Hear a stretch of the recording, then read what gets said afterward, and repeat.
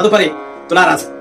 తులారాశి వారు చిత్తా నక్షత్రం 3-4 పాదములు, స్వాతి నక్షత్రం 1 నుండి 4 పాదములు, విశాఖ నక్షత్రం 1, 2, 3 పాదములు శ్రీ విశ్వావసునామ సంవత్సరంలో తులారాశి వారికి ఆదాయం 11, వ్యయం 5, రాజ్యపూజ్యం 2, అవమానం 2. ఈ సంవత్సరము ఈ రాశి స్త్రీ పురుషులు ఇద్దరికి కూడా దైవబలం చక్కగా ఉండును, ఆత్మవిశ్వాసంతో పనిచేస్తూ ఉంటారు, ధనము సంపత్తు కలిగి కుటుంబంలో సుఖజీవన సౌఖ్యం కలుగుతుంది. గురుడు 9వ స్థానంలో ఉండడం వల్ల యోగకారకుడైన శని 6వ స్థానంలో ఉండటచే వీరికి విశేష యోగ ఫలితంగా కాలం అనుకూలిస్తుంది. శత్రువులు అంతరిస్తారు. వ్యవహారాలన్నీ, కోర్టు వ్యవహారాలన్నీ కూడా వారికి ఈ సంవత్సరము అనుకూలమైన ఫలితాన్ని లభిస్తాయి. ధన నష్టం కూడా తొలగిపోయి వారు ఆర్థికంగా చక్కగా ఉన్నతంగా ఉంటారు. నూతన ఆలోచనలు వారికి కలిగిస్తాయి. శుభకార్యాలు జరుగును. ఈ సంవత్సరము తులారాశిలో ఉన్న ఉద్యోగస్తులందరికీ కూడా యోగదాయకంగా ఉండును. గత కొద్ది కాలంగా వారు బాధపడుతున్న సమస్యలన్నీ కూడా తొలగిపోతాయి. శని యోగకారకుడు అవడం వలన 6వ ఇంట ఉండటం వలన వారికి ఈ సంవత్సరం అంతా కూడా శుభంగా ఉండును. ప్రమోషన్తో కూడిన బదిలీలు, అలాగే ఇంక్రిమెంట్లు పెరుగుతాయి. చక్కని నిరుద్యోగులు కూడా ఉద్యోగం లభించి వారికి శుభదాయకంగా చెప్పుకోవచ్చు. రాజకీయ రంగంలో ఉన్న వారికి అనుకూలమైన కాలంగా చెప్పుకోవచ్చు.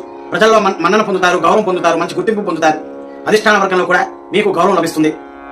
ఈ సంవత్సరం కళాకారులకి కీర్తికారకుడైన గురుడు బలంగా ఉన్నందువలన మంచి కాలంగా చెప్పుకోవచ్చు. అంతా కూడా శుభం జరుగును. అన్ని రంగాల్లో ఉన్న వారి కళాకారులు, అన్ని రంగాల్లో ఉన్న వారు కూడా ఈ సంవత్సరం అంతా కూడా శుభ ఫలితాన్ని చక్కగా వారు సక్సెస్ అవుతారు. ఈ సంవత్సరం వ్యాపారస్తులందరికీ కూడా అనుకూల కాలంగా చెప్పుకోవచ్చు. గతంలో ఆగిపోయిన పనులన్నీ కూడా ఈ సంవత్సరం చక్కగా ఉంటాయి, పనులు అవుతూ ఉంటాయి, పనులు జరుగుతాయి. అన్ని వర్గాల్లో ఉన్న వారికి ఈ సంవత్సరం బాగుంటుంది. రియల్ ఎస్టేట్ రంగంలో ఉన్న వారికి కూడా ఈ సంవత్సరం శుభంగా చెప్పుకోవచ్చు. ఈ సంవత్సరం విద్యార్థులకి గురుబలం బాగుండడం వల్ల మంచి జ్ఞాపకశక్తి కలిగి వారు పరీక్షల్లో ఉన్నత ఫలితాన్ని సాధిస్తారు. ఇంజనీరింగ్, మెడికల్, ఐసెట్, అలాగే ఐపీఎస్, ఐఏఎస్ అన్ని రంగాల్లో ఎవరైతే పరీక్షల్ని రాణిస్తున్నారో, చదువుతున్నారో వారికి ఈ సంవత్సరం శుభదాయకంగా చెప్పుకోవచ్చు. అలాగే క్రీడాకారులు కూడా ఈ సంవత్సరం మంచి యోగకాలంగా చెప్పుకోవచ్చు. వ్యవసాయదారులకి అనగా రైతులకి ఈ సంవత్సరం 2 పంటలు ఫలిస్తాయి. గతంలో చేసిన అప్పులన్నీ కూడా తొలగి రుణ బాధల నుండి వారు విముక్తిని పొందుతారు. ప్రభుత్వ మన్నన పొంది వారు ప్రభుత్వం నుంచి కూడా సహాయం పొందే అవకాశం ఉంటుంది. ఈ రాశి స్త్రీలకి ఈ సంవత్సరం పట్టిందల్లా బంగారంగా మారుతుంది. కుటుంబంలోని గౌరవం లభిస్తుంది. పుత్ర సంతానం, సత్సంతానం కలుగుతుంది. ఉద్యోగం చేసే స్త్రీలందరికీ కూడా మంచి ప్రమోషన్ కలిగి ఉంటారు.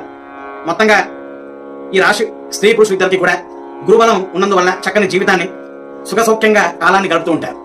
ఈ తులారాశి వారు ఈ సంవత్సరం చేయవలసిన శాంతులు, పూజలు ఏమనగా మంగళవార, శనివార నియమాలు పాటించాలి. ఎందుకనగా ఈ సంవత్సరం అందరికీ కూడా కొంత నరదృష్టి ప్రభావం ఉన్నది. కావున మంగళవారము శివాలయానికి వెళ్లి 7 మంగళవారాలు శివుడికి రుద్రాభిషేకం జరిపించండి. అలాగే శ్రీ